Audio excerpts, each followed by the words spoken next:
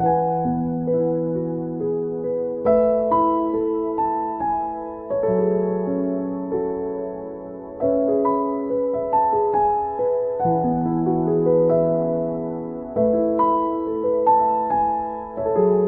Dieu est bon, notre Dieu est grand.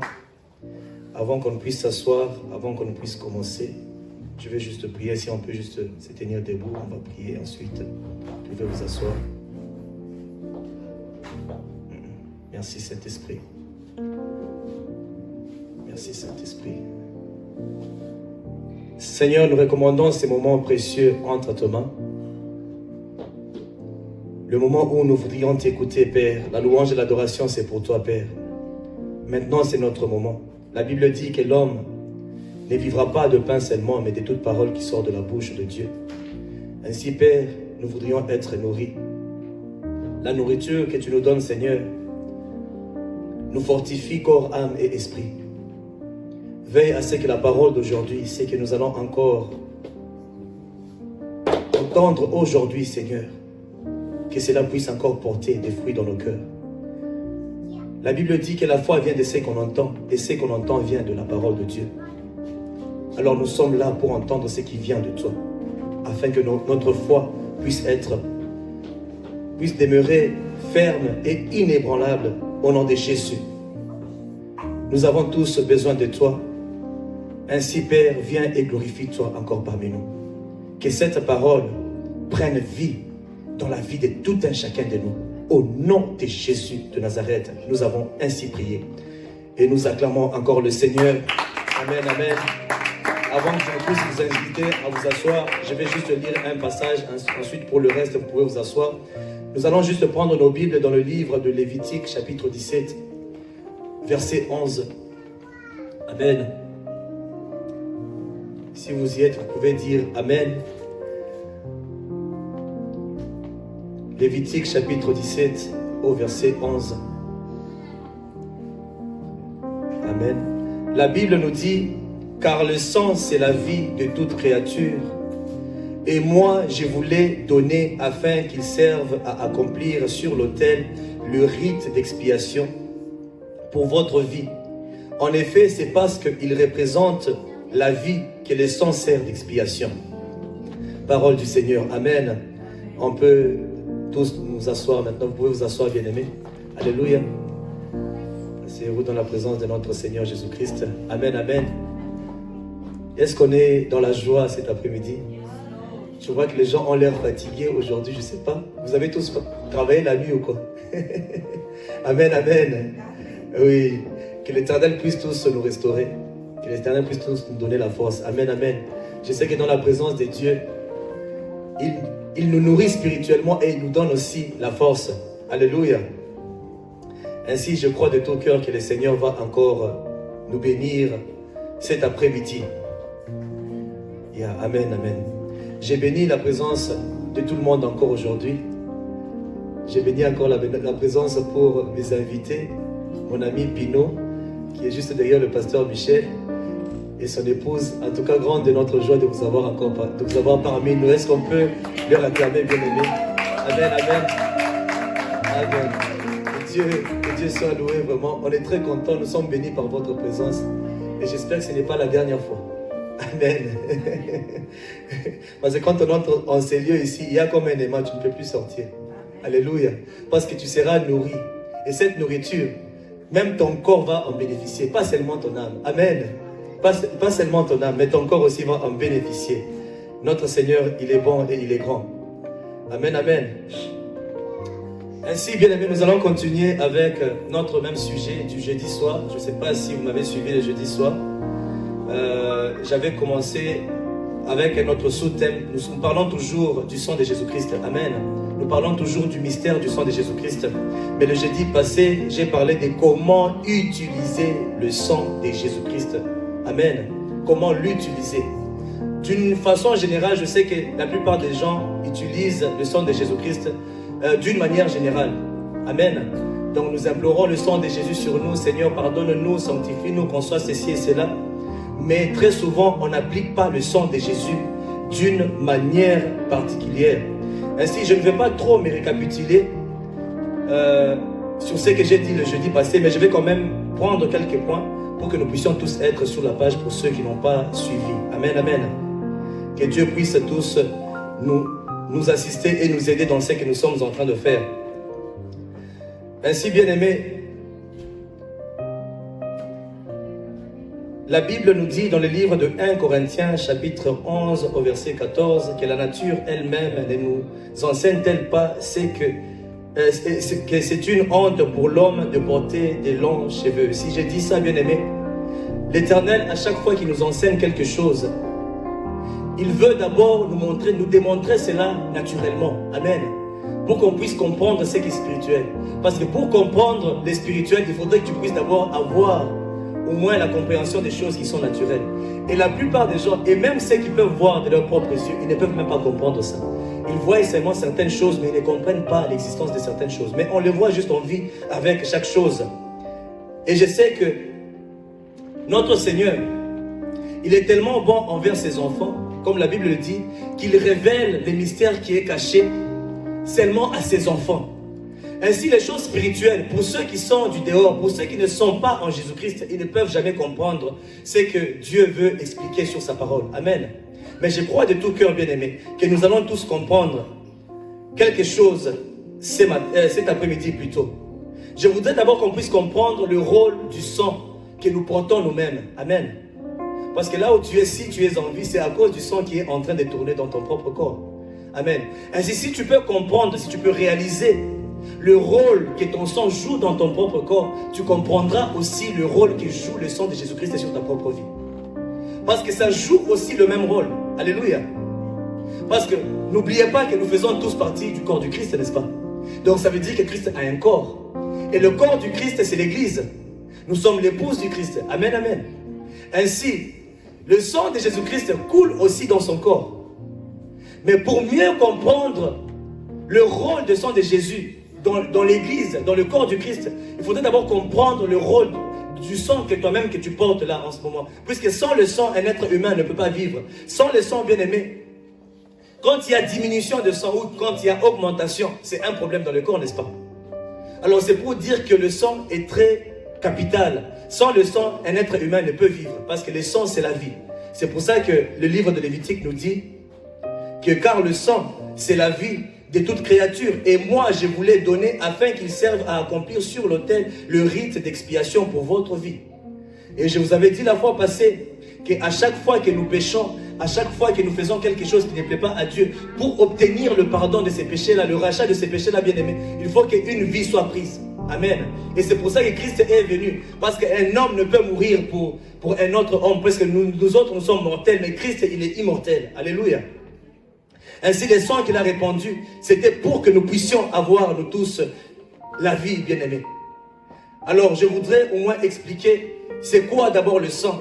Le sang, bien-aimé, c'est un tissu vivant composé de globules rouges, globules blancs et plaquettes baignant dans un liquide appelé plasme. Le sang, c'est la vie et c'est pulsé par le cœur et circulant dans les vaisseaux à travers l'organisme. Le sang oxygène, le sang nourrit, le sang nettoie, le sang défend et le sang, bien-aimé, à la fin, ça joue aussi le rôle de médiation. Alléluia. Ça joue aussi le rôle de médiation. Donc le sang a 5 rôles dans notre corps. Ainsi, le premier rôle, bien aimé, le sang oxygène. Donc ça veut dire que le sang joue un rôle de respiration. Donc ça joue le rôle respiratoire en nous. Sans le sang, bien aimé, si ton sang est infecté par quelque chose, ta vie est dérangée directement. Tu es malade immédiatement et tu ne peux pas aller de l'avant. Ainsi, on doit te donner des antibiotiques pour qu'on puisse laver ton sang, pour que tu sois en bonne santé. Parce que si ton sang n'est pas en bonne santé, tout ton corps ne le sera pas aussi. Amen. Ainsi, le sang, bien aimé, ça joue un très grand rôle. Ainsi, le premier rôle, d'abord, c'est le rôle respiratoire. Son rôle est d'approvisionner nos cellules d'oxygène, débarrasser les cellules des déchets. Donc, le COD, le gaz carbonique. Amen, amen. Donc, c'est une des fonctions des globules rouges. Donc, le sang vient dégager les mauvaises choses qui se trouvent en toi pour que tu puisses mieux respirer. Amen. Et le deuxième rôle, le sang joue un rôle nutritif. Ça joue un rôle nutritif. Donc les substances nutritives issues de la digestion des aliments sont apportées à toutes les cellules du corps grâce au sang lors de son passage dans l'intestin grêle. Donc le sang joue aussi un rôle nutritif. Et dans tout ce que je suis en train de dire en ce moment, sache que le sang de Jésus joue aussi le même rôle que le sang qui se trouve dans ton corps. Amen. Et le troisième rôle, ça joue un rôle épuratoire. Donc le sang collecte les déchets produits par les cellules et les achemine jusqu'au rein, où ils sont éliminés dans les urines. Amen. Et le quatrième rôle, le sang joue un rôle défensif. Donc grâce aux cellules sanguines, comme les globules blancs qui nous défendent contre les maladies, les infections, ils détruisent les microbes. Amen. Et le cinquième rôle, le sang joue un rôle de médiation. Un rôle dans lequel il permet la communication entre différents organes de notre corps pour un fonctionnement optimal. Amen, amen. Donc, tout ceci, le sang de Jésus joue aussi le même rôle dans le corps du Christ. Pas seulement dans le corps du Christ, tout enfant de Dieu qui accepte Christ dans sa vie, qui accepte que Jésus-Christ puisse répandre son sang sur lui. Le sang de Jésus joue aussi le même rôle dans ton propre corps aussi. Amen, amen. Parce que nous faisons tous partie du corps de Christ, ainsi ce sang-là, ça joue aussi le même rôle. Amen. Le sang de Jésus-Christ, bien aimé, ça joue un rôle de médiation. Sans le sang de Jésus-Christ, bien aimé, on ne peut jamais parler de la chrétienté. On ne peut jamais parler des enfants de Dieu. Pourquoi? Parce que c'est au travers de son sang que nous sommes nés. Amen. Parce que les enfants que nous avons, pour les avoir, il faut la fusion de deux personnes. Et c'est le sang qui crée un humain. Amen. Ainsi, c'est la même chose. Donc, c'est lui qui accepte Christ, c'est lui qui naît de nouveau. Et d'ailleurs, bientôt, nous allons commencer un nouveau sujet. Ça va vraiment nous bénir. Amen. Une fois qu'on finit avec ça, il y a quelque chose que l'Éternel m'a déjà mis dans le cœur. Et je sais que nous allons partager ça. Et ça va bénir plusieurs d'entre nous. Alléluia. Ainsi, ce sang, bien aimé, ça joue un rôle de médiation. Toutes les églises du monde entier. Toutes les églises du monde entier. Les églises, bien sûr, chrétiennes, pas n'importe quelle église. Les églises chrétiennes. Nous sommes tous reliés, c'est par le sang de Jésus. Amen. Comment reconnais-tu que ça c'est mon frère? C'est parce que c'est ton frère de sang, n'est-ce pas? Non, ça c'est mon frère tel, ça c'est mon frère tel. Mais ainsi, par le sang de Jésus-Christ, nous tous ici présents, même si nous avons différents parents biologiques, mais en Christ nous avons un seul Père. Amen. Ainsi, nous tous, on peut s'appeler frères et sœurs, c'est au travers le sang de Jésus. Donc, quand tu appelles ton frère, non, c'est mon frère en Christ. En Christ, ça veut dire quoi? C'est parce que c'est dans le sang de Jésus que nous appelons frères aussi. Alléluia. C'est au travers de ça, bien-aimé. Ainsi, le sang de Jésus-Christ, bien-aimé, ça joue aussi un rôle de médiation. Et les bénéfices que nous tirons du sang de Jésus-Christ, c'est qu'au travers du sang de Jésus-Christ, bien-aimé, nous avons la rédemption. Nous avons le pardon du péché. Nous sommes purifiés totalement, corps, âme et esprit. Nous sommes justifiés. Donc ça veut dire déclarés juste aux yeux de Dieu. Au travers le sang de Jésus-Christ, bien aimé, nous sommes sanctifiés. En d'autres termes, mis à part pour Dieu. Donc le sang de Jésus-Christ, le rôle qui s'est venu jouer sur la terre, bien aimé, c'était pour te prendre toi et te mettre à tes côtés. Pour Dieu. La sanctification, ça veut dire mis à part. Alléluia. Tu es mis à part pour Dieu. Donc tu appartiens à Dieu. Et c'est le rôle que le sang de Jésus est venu jouer sur ta vie et sur ma vie, bien-aimée. Ainsi, au travers le sang de Jésus, nous avons tous ces bénéfices-là. Nous sommes rachetés. Nous sommes pardonnés, nous sommes justifiés, nous sommes sanctifiés, bien-aimés. Et tout ceci, bien-aimés, c'est d'une manière continuelle. Amen. C'est d'une manière continuelle. Tu es pardonné tout le jour. Malgré que tu tombes dans le péché aujourd'hui, tu vas dans la présence de Dieu, il te pardonne. Alléluia. Et c'est une manière continuelle, bien-aimé. Maintenant, comment devrions-nous utiliser ces sons lorsque nous prions? Exode chapitre 12 au verset 22. La Bible dit: vous prendrez ensuite un bouquet de branches d'hysope, vous les tremperez dans le bassin contenant le sang de l'animal, et vous toucherez le linteau et les deux poteaux de la porte avec ses sangs. Aucun de vous ne sortira de sa maison jusqu'au matin. Bien aimé, on peut voir que dans l'Ancien Testament, le peuple de Dieu prenait le bouquet des branches pour les tremper dans le sang afin de pouvoir les asperger sur leurs portes et pour recevoir la protection divine. Amen, amen. Donc il prenait quelque chose, il prenait un instrument pour pouvoir appliquer ces sons-là. Ça c'était dans l'Ancien Testament. Mais nous autres aujourd'hui, comment devrions-nous appliquer ces sons-là, bien-aimés? Parce que d'abord de un, c'est un son qu'on ne voit pas avec nos yeux. Alors comment devrions-nous appliquer ces sons-là sur nous? Alléluia. Comment devrions-nous appliquer ces sons-là sur nous, bien-aimés? Nous autres, nous le faisons, c'est en confessant de notre bouche. Alléluia. C'est en confessant de notre bouche la puissance de son sang et en croyant aux effets du sang, que le sang de Jésus-Christ a de l'effet aussi sur ta vie. Amen.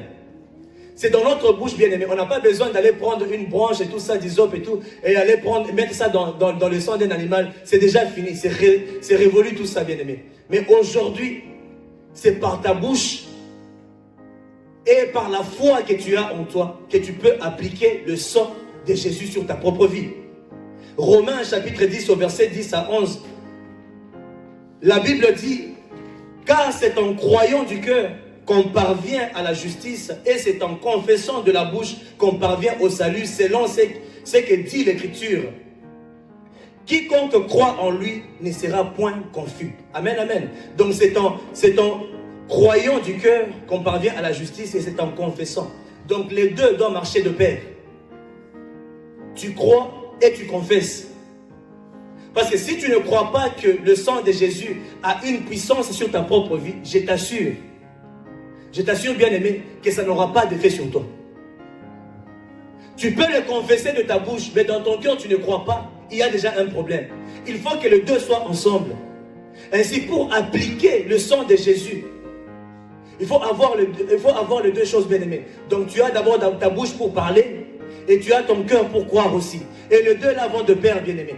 Quel que soit le problème dans ta vie, dans ton couple, dans ta famille, quelle que soit la situation que tu traverses, et très souvent, bien aimé, c'est que j'ai déjà constaté que nous appliquons toujours le sang d'une manière générale. Amen. Parce que lorsque nous prions, plusieurs ne prient pas en invoquant le sang de Jésus de venir résoudre leurs problèmes dans leur maison. Non. Donc quand il y a un problème, nous avons toujours tendance, comme je l'avais dit encore la fois passée, nous avons tendance à invoquer le feu du Saint-Esprit pour détruire les œuvres sataniques. Le diable, il a surtout peur du sang de Jésus. Pourquoi? Parce que le sang de Jésus-Christ, c'est sa vie. C'est lui-même qui est là. Amen. Parce que quand on prend le sang de Jésus, on voit l'ADN. Et c'est pour ça, même quand il y a un problème dans ton couple, invoque le sang de Jésus. Dans le domaine où tu as vraiment un problème, tu invoques le sang de Jésus. Seigneur, par exemple, tu es malade, voilà que je souffre de ceci. Laisse que ton sang puisse venir couler sur moi afin de pouvoir enlever cette maladie-là en moi. Amen. Alors nous devrions aussi appliquer le sang de Jésus-Christ d'une manière particulière. Et ce que je voudrais te dire aujourd'hui, c'est que Jésus-Christ, il n'a pas versé son sang seulement à la croix de Golgotha. Alléluia. Est-ce que vous le savez au moins, non? Qu'il n'a pas versé son sang seulement à la croix de Golgotha. Christ, avant d'arriver à la croix, il avait déjà versé son sang. Son sang avait déjà commencé. Il y avait déjà effusion de sang. Amen, amen, amen. Ok, je vais prendre des versets et nous allons évoluer petit à petit. Christ avait versé son sang, je peux dire 7 fois. Il a versé son sang 7 fois. Donc ça a commencé avant la croix de Golgotha. Alléluia. Il a commencé avant la croix de Golgotha. Il a versé son sang la première fois, bien aimé. C'était à Gethsemane, où il priait et sa sueur s'est transformée en sang. Alléluia. Et quand la sueur sort de ton corps, ça va où? Mais ça tombe, non? Donc c'est la première fois qu'il a versé son sang. La sueur qui coulait, ça s'est transformé en sang. Pourquoi? À cause du sacrifice qu'il allait faire. Je peux dire que son cœur agonisait déjà. Parce qu'il pouvait voir la peine. Il pouvait voir ce qui allait se passer ces jours-là. Il s'est dit, ben, Seigneur, et je vous assure, lorsque vous lisez la Bible, vous allez voir que la Bible dit qu'il a même voulu abandonner. Il a même demandé à Dieu, s'il y avait une autre solution à prendre, prends cette solution-là. Mais il a regardé, il a dit, bon, il n'y avait pas d'autre moyen. Il fallait seulement qu'il puisse passer par ces chemins-là de la croix. Amen. Donc à Gethsemane, lorsqu'il priait, la sueur s'était transformée en sang. Et la deuxième fois, bien aimé, on l'avait frappé. On avait défiguré notre Seigneur Jésus-Christ. Son visage était vraiment défiguré. On avait arraché, donc ils étaient même arrivés au point d'arracher même la barbe de Christ. Toi-même, tu le sais, lorsqu'on te bat, lorsque tu es blessé au visage, qu'est-ce qui va sortir? C'est ton sang. Amen. Ainsi, toutes les fois que Christ a versé son sang, c'est vraiment très significatif.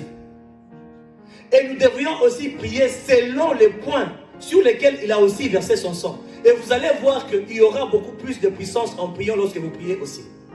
Parce qu'à chaque fois qu'il versait ce sang, il y a une signification qui est derrière, et qui est cachée derrière cela, bien aimé. On l'a battu de la verge, bien aimé, et ensuite on l'a battu de la verge. D'abord, non, avant d'abord de le battre de la verge, on avait d'abord arraché sa barbe, et ensuite on l'a battu de la verge par les soldats romains. On l'avait vraiment fouetté, et on avait posé sur lui une couronne d'épines.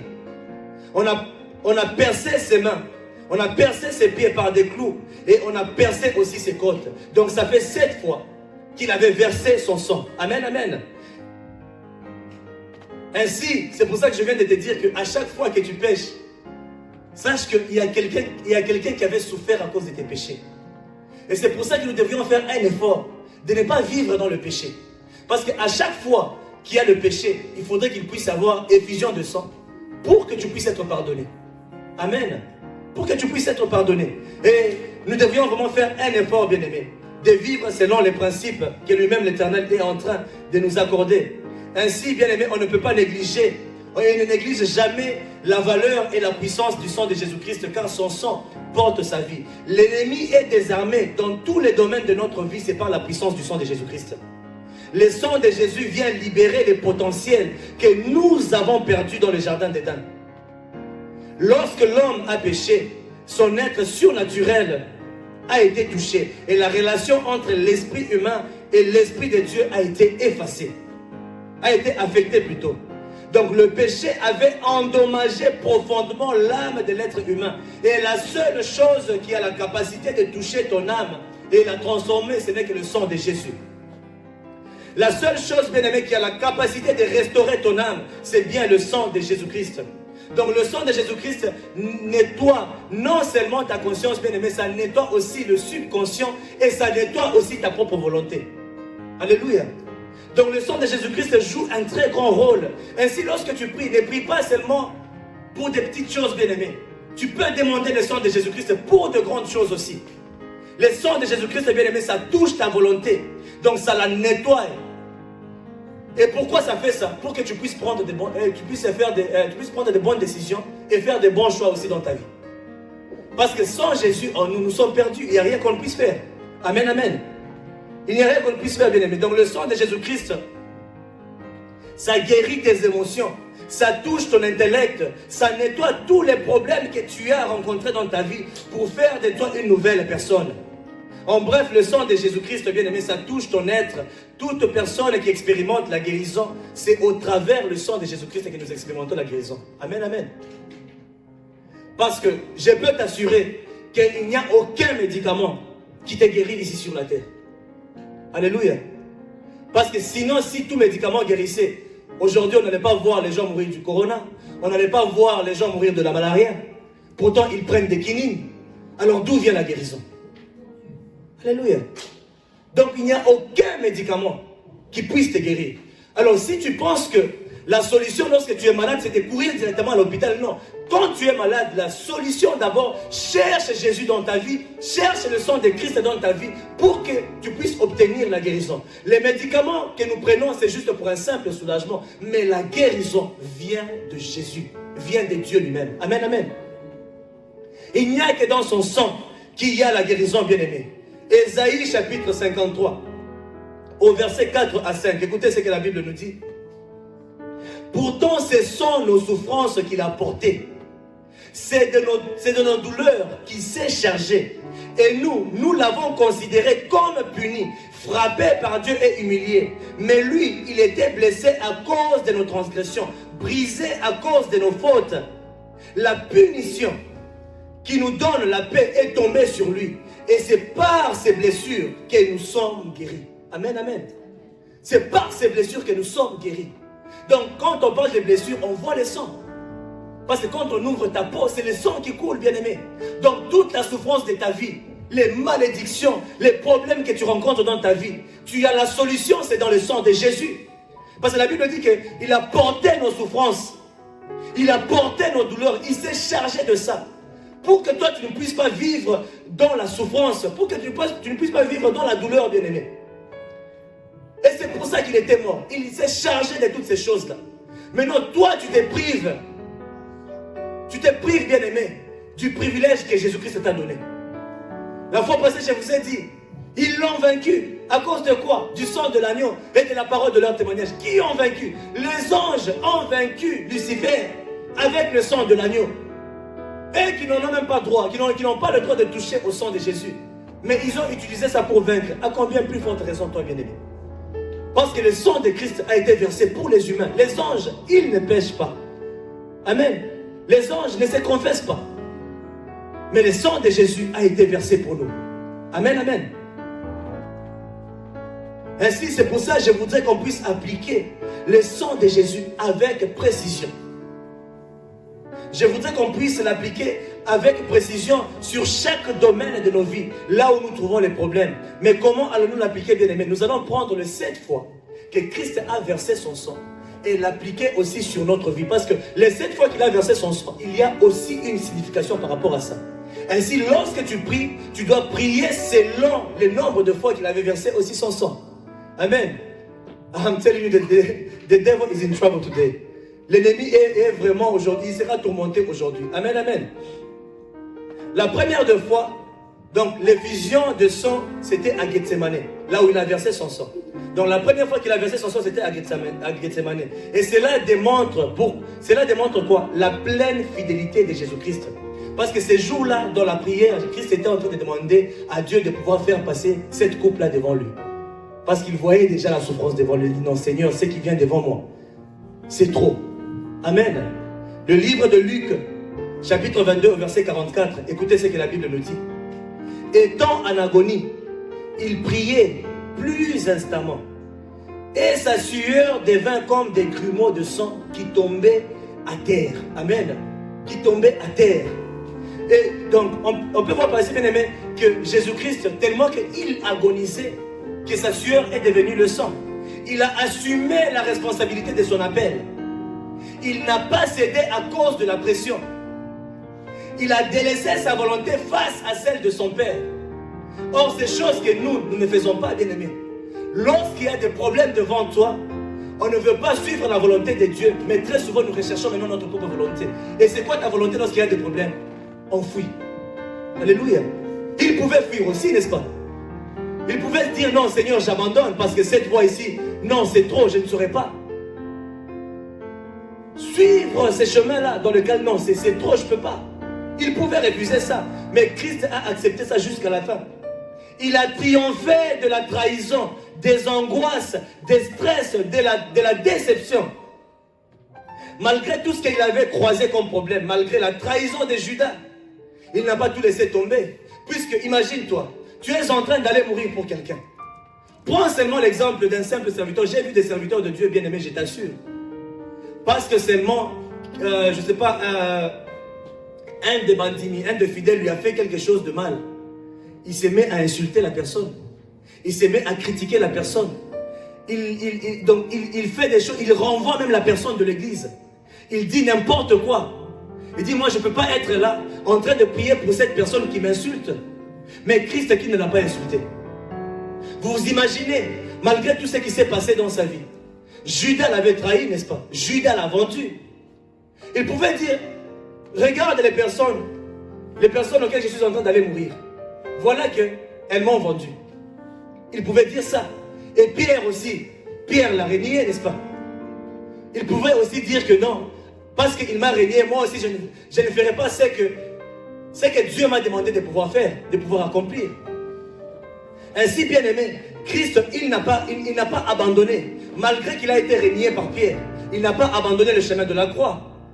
Alors qu'il avait aussi plusieurs raisons de pouvoir abandonner cette voie. Mais il est allé jusqu'à la fin. Vous pensez que le degré de la souffrance que Christ a vécu, si on avait demandé à Moïse, il allait le faire. Déjà que Dieu pouvait dire à Moïse, va libérer le peuple d'Israël. Moïse a commencé à questionner Dieu. Tu voudrais que je parte? Quand je vais arriver là-bas, qu'est-ce qui va se passer? Pharaon, là, tu ne le connais pas. Il risque de me tuer. Moïse a questionné Dieu jusqu'à ce que Dieu lui a dit, vas-y, je serai avec toi. Et c'est alors que Moïse a accepté. Alors vous pensez que si Dieu avait dit à Moïse, porte la croix de tout le peuple, Moïse allait réellement le faire? Non, bien-aimé. Mais Jésus-Christ, il l'a accepté. Il l'a accepté, bien-aimé. Donc Jésus a connu aussi les stress comme toi et moi. Il a connu les angoisses, il a connu les déceptions. Mais il a surmonté tout cela. Il était arrivé au niveau même de demander si Dieu, il pouvait avoir une autre solution. Ce n'était pas pour rien, bien-aimé. Parce qu'il voyait déjà la souffrance qui était là. Mais jusqu'à la fin, il était parti. Il a compris que la volonté de Dieu était plus importante que sa volonté. Et c'est pourquoi même si tu te sens trahi, déçu, abandonné, renié, blessé dans ton amour propre, le remède à tout cela, c'est le sang de Jésus. Alléluia. Pasteur, tu te sens brisé? Invoque le sang de Jésus. On t'a trahi? Invoque le sang de Jésus. On t'a stressé? Invoque le sang de Jésus. Ces grumeaux-là de sang, c'est parce qu'il était stressé. C'est quand on est stressé, il y a maintenant la sueur. Tu vois quelqu'un, il ne court pas, mais il a la sueur. Ah. Déjà, une personne qui passe à côté de toi, il dit, mais pasteur, tu vas bien? Pourquoi tu transpires comme ça? Tu n'es pas malade? Non, c'est rien. C'est pour te dire que tu es stressé. Mais ce stress-là, c'est au travers de la sueur de Jésus-Christ qui s'était transformé en sang. Donc quand tu veux appliquer ça, tu dis Seigneur, j'invoque. Donc je voudrais appliquer le sang là, donc la sueur qui s'était transformée en sang, pour prendre les stress qui se trouvent dans ma vie. Amen, amen. Pour prendre la trahison, les déceptions que j'ai reçues. Je vous assure, sur cette terre, tu seras toujours déçu. Quoi qu'il en soit. Qui n'a jamais été déçu ici? En tout cas, si tu n'as jamais été déçu, je vais demander à ce que le Saint-Esprit me prenne maintenant. Amen. Qui n'a jamais été déçu ici? Qui n'a jamais été trahi? Qui ne stresse jamais ici? Mais au travers de ces sons-là, bien aimé, il te donne, il vient te guérir de toutes ces choses-là. Ainsi, je viens déclarer, bien aimé, par le sang de Jésus-Christ, qu'il te guérisse de toutes les angoisses, les solitudes que tu as déjà vécues, les déceptions, les stress, au nom de Jésus-Christ, bien aimé, qu'il puisse nettoyer toutes ces choses-là dans ton cœur. Et le deuxième point, bien aimé, le sang qui a coulé de sa barbe arrachée. Alléluia. Le sang qui a coulé de sa barbe arrachée. Ésaïe 50 au verset 5 à 6. Écoutez ce que la Bible dit. Le Seigneur, l'Éternel, m'a ouvert l'oreille et moi, je ne me suis pas rebellé. Je n'ai pas reculé. J'ai présenté mon dos à ceux qui me frappaient et mes joues à ceux qui m'arrachaient la barbe. Et je n'ai pas caché mon visage aux insultes et aux crachats. Amen. Aux insultes et aux crachats. On a arraché la barbe de Jésus-Christ, bien-aimé. Jésus a été battu.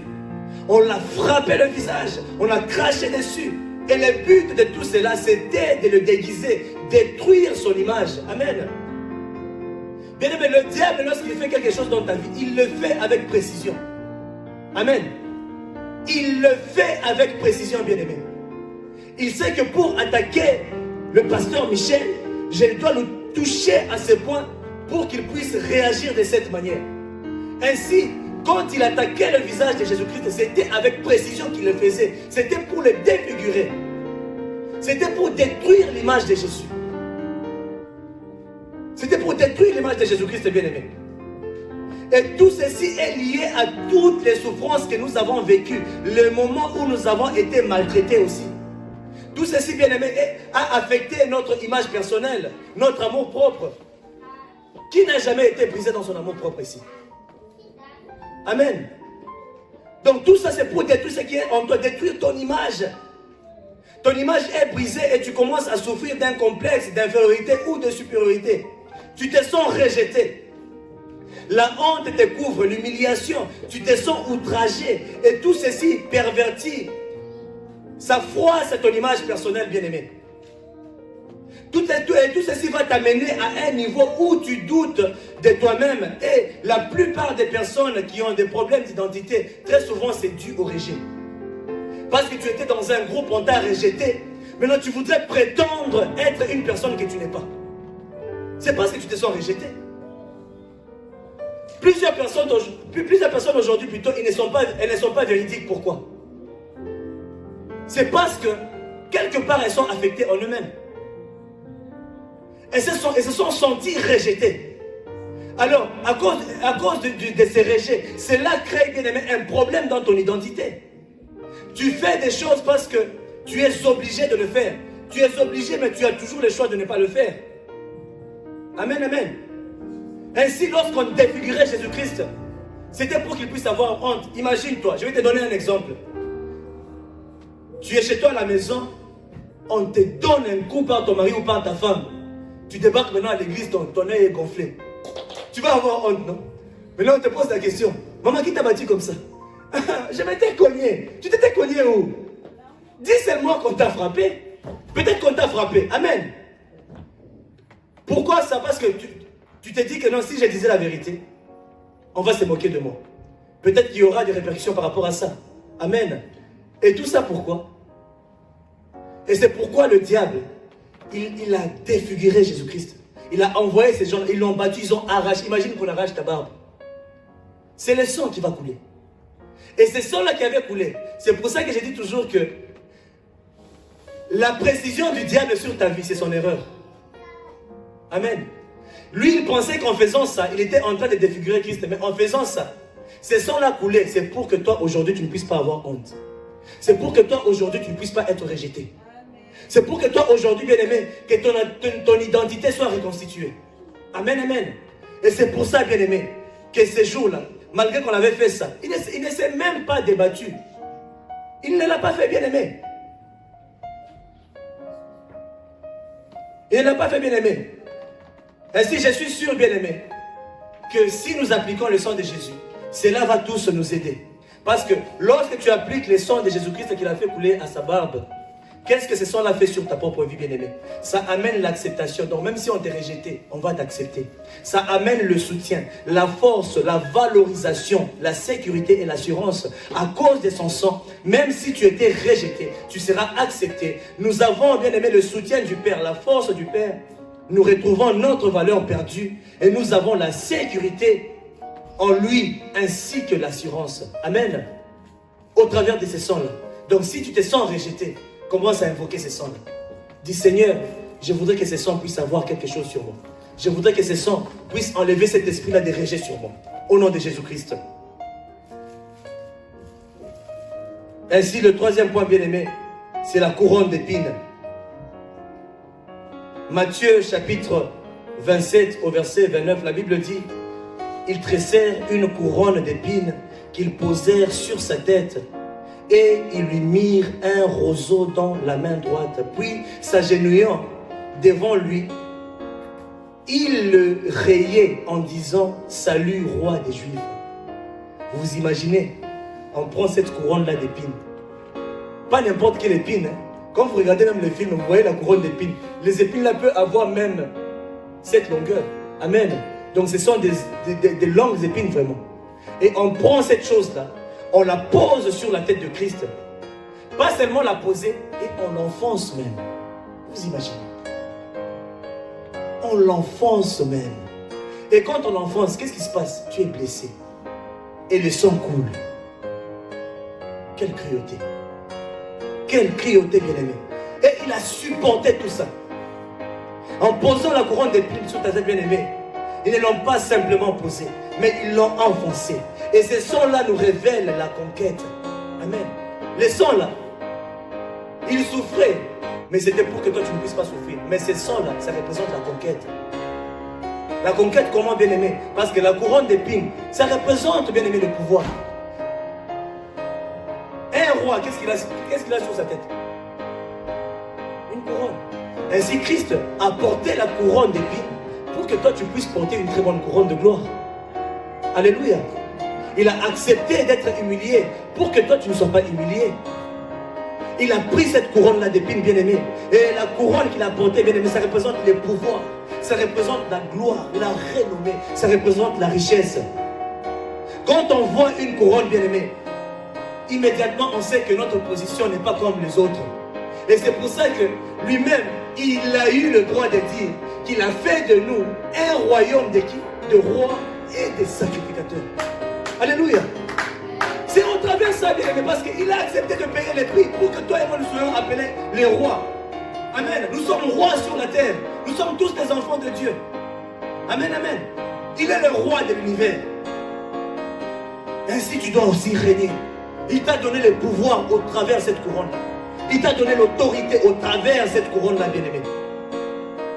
Le diable voulait se moquer de Jésus en disant, regardez le roi des Juifs. Il voulait faire de Jésus un roi de la malédiction. Parce que la Bible dit que toute personne qui était pendue au bois, c'était des personnes qui étaient maudites, n'est-ce pas?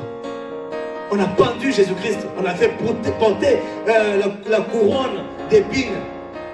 Et tout le monde était en train de se moquer de lui, n'est-ce pas? Les gens disaient, hé, regardez, le roi des Juifs, où est-ce que tu es maintenant? Et il est là avec sa croix en train de partir. Il est là en train de partir, bien-aimé, sur le chemin de la croix, avec sa couronne d'épines. Mais le diable, il pensait qu'il était en train d'humilier Jésus-Christ. Mais il ne savait pas ce qui était caché derrière cela, bien-aimé. À cause du péché, Dieu, il a puni sévèrement l'humanité en maudissant la terre. Et les épines ont commencé à croître sur la terre, c'est à cause de la malédiction. Est-ce que vous le savez ou non? C'est la Bible qui le dit. Ainsi, lorsque Christ a porté cette couronne-là d'épines, cela avait une signification. C'était pour prendre la malédiction qui était sur ta vie. Le livre de Genèse, chapitre 3, au verset 17 à 19, écoutez ce que la Bible dit. Il dit à l'homme, puisque tu as écouté la voix de ta femme et que tu as mangé de l'arbre au sujet duquel je t'avais donné cet ordre, tu n'en mangeras point. Le sol sera maudit à cause de toi. C'est à force des peines que tu en tireras ta nourriture tous les jours de ta vie. Il te produira des épines et des ronces, et tu en mangeras de l'herbe de champ. C'est à la sueur de ton visage que tu mangeras du pain, jusqu'à ce que tu retournes dans la terre, d'où tu as été pris. Car tu es poussière, et tu retourneras dans la poussière. Bien-aimé, regardez ce que la Bible dit ici. Tu n'en mangeras point. Le sol sera maudit à cause de toi. C'est à force des peines que tu en tireras ta nourriture tous les jours de ta vie. Il produira des épines et des ronces. Vous voyez que, à cause de la malédiction, les épines et les ronces étaient là. Et c'est ces mêmes ronces-là, les épines qu'on avait mises sur la tête de Christ, pour qu'il puisse être pendu au bois et qu'il soit un malheureux. Amen, amen. Qu'il soit un maudit. Mais le diable, lui, il a pensé qu'en faisant ça, il avait déjà vaincu. À partir de ce moment que la malédiction avait touché la terre, cela aussi avait touché l'homme, car nous sommes tous tirés de la poussière, n'est-ce pas? Ainsi, lorsque la malédiction a touché la terre, nous aussi, on était touchés directement. Et nous portons ces mêmes épines en nous. Il fallait que Christ puisse porter ces épines-là sur la tête pour nous débarrasser de ces mêmes épines. Parce que les épines-là, bien-aimés, ce sont des maux, ce sont des maladies. C'est la malédiction, c'est beaucoup de choses, bien-aimés. Parce que la malédiction, ce sont des mauvaises choses. La maladie que tu peux avoir, ça vient d'où? C'est la malédiction. Amen. Tout ce qui est mauvais est malédiction. Ainsi, quand tu tombes malade, c'est une malédiction. Tu es en train de souffrir, c'est une malédiction, bien-aimé. Et Christ a porté, il a porté sur sa tête cette couronne d'épines. Ainsi, en l'enfonçant sur sa tête, cela a blessé le Seigneur. Et en ce moment-là, la malédiction de la ruine, de la souffrance sur la terre a été brisée. C'était en ce moment-là. Donc Satan, quand il faisait les choses, lui pensait qu'il faisait souffrir Christ. Mais c'était son erreur. Parce qu'en faisant ça, les choses qui pouvaient nous retenir, nous autres prisonniers, étaient en train d'être détruites. Alléluia. À cause de cette couronne d'épines, la malédiction a été bannie sur tout enfant de Dieu. Christ t'a donné ta liberté, c'était ce jour-là, bien-aimé. Le pouvoir de reconquérir ce que nous avons perdu dans le jardin d'Éden. Au travers de la couronne d'épines, on peut reconquérir tout ce qui nous a été volé par l'ennemi. Puisque dans le jardin d'Éden, avant le péché, nous étions aussi des êtres divins. Amen. Parce qu'Adam n'avait pas de péché en lui. Le ministère bien-aimé, le mariage, la famille, les finances, la santé, tout ce que la ruine avait touché, le sang de Jésus-Christ te permet de reconquérir. Et c'est ce qu'il avait versé quand on mettait cette couronne-là sur sa tête. Alléluia. Ainsi, quand tu pries, tu veux briser cette chose-là par le sang qu'il a versé à la couronne. Au travers les épines-là, Seigneur, touche cette malédiction, que ça ne puisse pas être ma part aujourd'hui. En regardant l'œuvre de la croix, bien-aimé, vous savez, je me suis rendu compte de quelque chose. Que le diable, il n'a aucune révélation. La révélation, c'est le monde de Dieu. Le diable a la connaissance de ce qu'il connaît, mais il ne sait pas ce que Dieu peut faire pour toi. Le diable, quand il t'attaque aujourd'hui, pas pour ce que tu deviendras demain. Parce que s'il connaissait le plan qui était derrière Jésus, je suis sûr qu'il allait empêcher ces gens-là de pouvoir le crucifier, de pouvoir mettre toutes ces choses-là sur sa tête. Donc c'est pour vous dire que le diable, il est ignorant. Il n'a aucune révélation. Donc là où tu es plus que Satan. Parce que Dieu te révèle à toi des choses que lui ne connaît pas. S'il connaissait, vous pensez que Christ allait être crucifié? Même quand lorsque Judas l'avait vendu, il allait refuser. Non, même si on l'a vendu, laissez-le. Il ne faut pas l'amener à la croix. Le diable, il n'est pas révélé. Le diable ne pouvait même pas se rendre compte que Jésus-Christ était le Fils de Dieu. Parce que, pourquoi j'ai dit ça? Quand on dit si, c'est le conditionnel. Imaginez-vous Christ à la montagne. Lorsqu'il a été tenté par le diable, qu'est-ce que le diable lui a dit? Si tu es le Fils de Dieu. Quand on te dit si tu es, donc ça veut dire que tu n'as pas la confirmation de savoir si réellement je le suis. Donc il se disait que cette personne a la puissance de Dieu. Est-ce que réellement cette personne vient de lui? Ainsi, si tu es réellement l'enfant de Dieu, pourquoi tu ne peux pas te jeter pour que les anges puissent te ramasser avant que tu puisses heurter le sol? Donc pour dire que le diable, il n'avait pas cette révélation-là.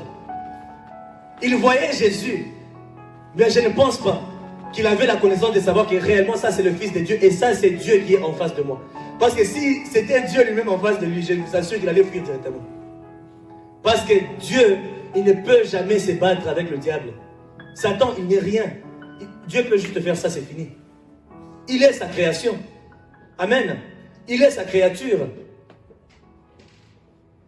Il n'y a aucune révélation dans le diable. Ainsi, nous autres qui avons Jésus en nous, qui avons le sang de Jésus en nous, nous portons la révélation. Nous portons la vie de Jésus-Christ. Il ne le savait pas, bien-aimé. Et aujourd'hui, Christ est mort à la croix pour que toi et moi, nous puissions avoir sa vie en nous.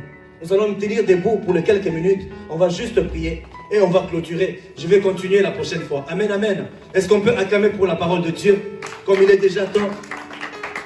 Nous allons juste prendre quelques points de prière, bien-aimé. Et nous allons prier. Amen. Tu vas prier comme ceci, bien-aimé. Tu vas dire, Seigneur, j'applique sur mon âme. J'applique sur mon âme le sang versé de Jésus au travers de sa sueur. Et je me déclare guéri des angoisses, des trahisons, des déceptions, des abandons, des blessures. Au nom de Jésus-Christ, que le sang de Jésus-Christ, bien-aimé, te guérisse de toutes les situations qui ont meurtri ton âme. Commence à les déclarer, commence à prier. Au nom de Jésus, au travers le sang qu'il a versé, au travers de son sueur, que cela, bien-aimé, commence à opérer dans ta vie. Les angoisses, que ça puisse effacer les angoisses, bien-aimé. Que ça puisse effacer les trahisons. Que ça puisse effacer les déceptions. Que ça puisse effacer, bien-aimé, les blessures que tu as reçues, les abandons. On t'a régné, on t'a abandonné. Mais aujourd'hui, tu tiens encore debout. C'est grâce au sang de Jésus. Commence à prier, bien-aimé. Prie au nom de Jésus. Oui, Saint-Esprit de Dieu. Même si on nous a abandonnés, même si on nous a délaissés, même si, Seigneur, on a brisé nos cœurs, Seigneur, je déclare que je suis guéri, que mon âme est guérie, Saint-Esprit, au nom de Jésus. Quelles que soient les trahisons, quelles que soient les déceptions, les abandons, oh Saint-Esprit de Dieu, quelles que soient les choses que nous avons pu subir dans notre vie aujourd'hui, Seigneur, au travers de ton sang, nous sommes guéris de toutes ces choses. Au nom de Jésus. Nous déclarons, Saint-Esprit de Dieu. Nous déclarons, Saint-Esprit de Dieu, que nous sommes guéris. Que nous sommes guéris de cela. Au nom de Jésus. Au nom de Jésus. Nous sommes guéris de cela. Que le sang de Jésus-Christ nous guérisse bien, nous guérisse de toutes les situations qui ont meurtri nos âmes. Au nom de Jésus. Aujourd'hui, Père, notre identité a même changé. Nous sommes devenus des personnes bizarres, méchantes, à cause des choses qui se sont passées dans le passé. Saint-Esprit de Dieu, tout ce qui a meurtri nos âmes, tout ce qui a meurtri nos corps, tout ce qui a meurtri, tout ce que nous sommes au Saint-Esprit de Dieu, que c'est là, Saint-Esprit de Dieu, que c'est là, Saint-Esprit de Dieu, que le sang que tu as versé, le sang de grumeaux, de ta sueur au Saint-Esprit de Dieu, puisse nous laver de toutes ces choses, au nom de Jésus de Nazareth. Au nom de... Oui, bien-aimé, tu vas encore déclarer ceci. Tu vas prier, tu vas dire, Seigneur, je demande pardon à Dieu. Je demande pardon à cause de la rancune. Puisque tout ce qui s'est passé dans ta vie, tu as porté maintenant la rancune. Alors tu vas dire, Seigneur, je demande pardon. Tu peux répéter avec moi, Seigneur, je demande pardon. À cause de la rancune, à cause de l'amertume, l'envie de vengeance. Et je pardonne tous ceux qui m'ont trahi, tous ceux qui m'ont blessé, tous ceux qui m'ont abandonné, tous ceux qui m'ont stressé, tous ceux qui m'ont outragé. Au nom de Jésus, je les pardonne et je te demande pardon. Commence à prier, bien-aimé. Commence à les déclarer. Commence à les déclarer, bien-aimé. Au nom de Jésus. Oui, Saint-Esprit de Dieu, nous venons tous déclarer cet après-midi, Saint-Esprit de Dieu, tous ceux qui nous ont outragés, tous ceux qui nous ont pardonnés, tous ceux que, Seigneur Dieu Tout-Puissant, que nous avons portés dans nos cœurs, nous voudrions, oh Dieu, leur faire du mal à cause de ce qu'ils nous ont fait. Saint-Esprit, nous demandons aujourd'hui que tu puisses leur pardonner et nous pardonner nous-mêmes. Et à partir d'aujourd'hui, nous les pardonnons aussi, Saint-Esprit. Au nom de Jésus, je te demande pardon, Seigneur, pour la rancune. Je te demande pardon, Saint-Esprit, pour l'amertume, pour l'envie de vengeance.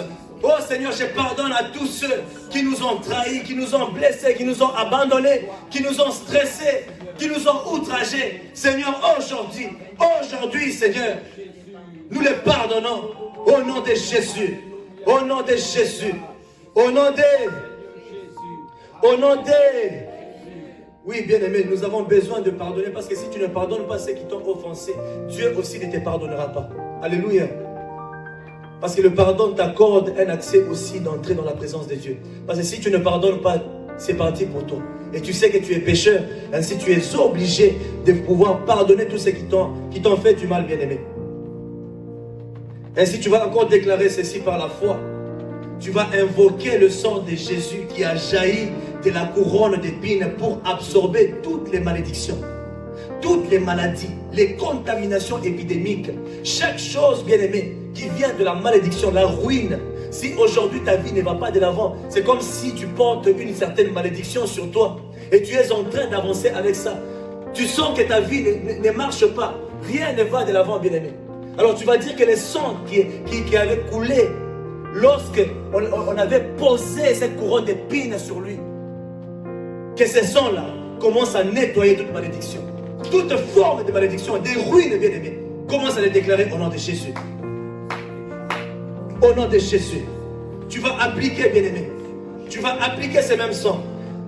Au nom de Jésus, applique le sang. Que ça puisse briser les malédictions. Que ça puisse briser, bien-aimé, les souffrances dans ta vie. Que ça puisse tout briser au nom de Jésus. Que ça brise, bien-aimé, les problèmes émotionnels que tu as, les problèmes familiales, les problèmes ministériels, sociaux, financiers, professionnels, dans tous les domaines. Les sons-là puissent tout sanctifier. Prie avec précision. Que Dieu t'aide dans ces domaines. Que Dieu t'aide dans ces domaines. Au nom de Jésus. Au nom de Jésus. Oh Saint-Esprit, aide tout un chacun de nous. Au nom de Jésus de Nazareth. Oui, Seigneur, nous te rendons grâce et nous te bénissons. Dans le nom puissant de Jésus. Dans le nom puissant de Jésus. Dans le nom de Jésus de Nazareth. Dans le nom de Jésus. Au nom de... Oui, bien-aimé, tu vas encore déclarer ceci. Tu vas dire, Saint-Esprit de Dieu, Je libère la puissance de ce sang de Jésus sur ma vie, sur celle de ma famille. Je brise l'oppression. Je brise la misère. Je brise la maladie. Je brise la souffrance. Tout esprit de stagnation. Au nom de Jésus. Au nom de Jésus. Au nom de Jésus. Commence à les déclarer, bien-aimés. Commence à les déclarer au nom de Jésus. Commence à les déclarer, bien-aimés. Oui, Saint-Esprit de Dieu. Nous les déclarons, Seigneur. Nous les déclarons, Saint-Esprit de Dieu. Dans le nom puissant de Jésus. Dans le nom puissant de Jésus. Oui, Saint-Esprit, aide tout un chacun de nous. Aide tout un chacun de nous. Dans le nom de Jésus. Dans le nom de Jésus. Dans le nom de Jésus. Oh, yes, tu n'as pas ça. Où tu manifestes, Seigneur. Là où tu glorifies ton Saint-Esprit. Au nom de Jésus. Amen, amen. Au nom de... Oui, bien-aimé, par la foi, tu vas encore déclarer ceci. Je me lance vers la conquête de ma destinée. Je libère la prospérité. Je libère la réussite. Je libère le succès dans tous les domaines de ma vie. Au nom de Jésus. Au nom de Jésus. Commence à le déclarer, bien-aimé. Prie au nom du Seigneur. Prie au nom du Seigneur. Au nom de Jésus. Lance-toi à la conquête de chaque chose. Au nom de Jésus. Au nom de Jésus. Par le sang de Jésus. Papa, nous prenons possession. Par le sang de Jésus. Par le sang de Jésus. Je libère ma prospérité. Je libère au Saint-Esprit de Dieu ma réussite. Mon succès dans tous les domaines de ma vie. Au nom de Jésus de Nazareth. Ô Père éternel, aide encore ton peuple aujourd'hui. Nous te rendons grâce au Père et nous te bénissons encore en toutes choses. Dans le nom puissant de Jésus de Nazareth. Merci Saint-Esprit de Dieu. Tu vas juste lever tes mains là où tu es et je vais prier pour clôturer. Merci Seigneur pour ta présence. Merci pour ta parole. Merci Seigneur parce que tu nous révèles chaque jour de choses que nous ne connaissons pas. Mais au travers de ta parole, Seigneur, nous sommes libérés. La Bible dit que tout est sanctifié par ta parole et la prière.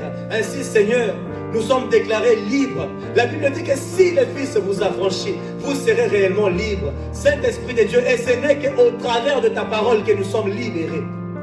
Ce n'est qu'au travers de ta parole, au Père, que nous avons la connaissance. Et une fois que nous avons la connaissance, c'est parti pour nous, nous sommes libérés, Saint-Esprit. Merci pour cette parole. Merci pour l'œuvre de la croix. Merci pour toutes les fois que tu as versé le sang de Jésus. Ainsi, Seigneur, tout ce que tu as versé, tout ce que tu as versé, Seigneur, à la croix et avant la croix, cela a un impact sur nous au nom de Jésus de Nazareth. Ça a un impact immédiat au nom de Jésus. Comme ton peuple a la connaissance de cela aujourd'hui, que cela soit notre partage dès maintenant et à jamais, dans le nom suprême de Jésus. Nous t'exaltons, Père, nous te rendons grâce et nous te bénissons. Sois élevé, Seigneur, sois béni, sois glorifié, sois révéré au siècle de siècles, avec des acclamations et de cris de joie. Nous allons dire Amen au nom de Jésus, au nom de Jésus, au nom de Jésus. Merci, Saint-Esprit de Dieu. Alléluia. Je vais appeler pour les communiqués et les offrandes. Alléluia.